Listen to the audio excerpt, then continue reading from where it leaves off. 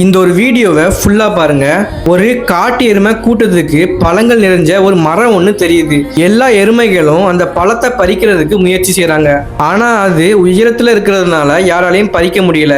அப்போ ரொம்ப பிரில்லியண்டான ஒரு எருமை ஒரு கல்லை ஒன்ன உருட்டிட்டு வருது. அந்த கல்லு மேல ஏறி பழத்தை பறிச்சு சாப்பிட ஆரம்பிக்குது. இத பார்த்த மற்ற எருமைகளோட முகம் பொறாமையினால மாறுது.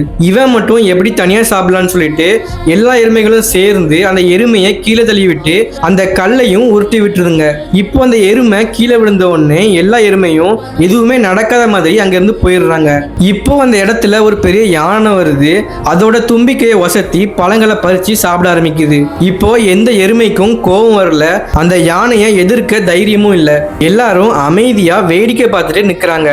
யானை சாப்பிடும்போது கீழே விழுற பழங்களை ஏதோ பெருசா பரிசு கிடைச்ச மாதிரி எல்லா எருமைகளும் சாப்பிட ஆரம்பிக்குது. இது சைக்காலஜில டால் பாப்பி சிண்ட்ரம் அப்படின்னு சொல்லுவாங்க. நீங்க வாழ்க்கையில ஆரம்பத்துல முயற்சி செஞ்சு கொஞ்சம் கொஞ்சமா முன்னேறது சுத்தி இருக்கிற மக்களுக்கு அது சுத்தமா பிடிக்காது. அவங்களுக்கு பொறாம வரும். உங்களை எப்படியாவது கீழே இழுக்கிறதுக்கு ட்ரை பண்ணுவாங்க.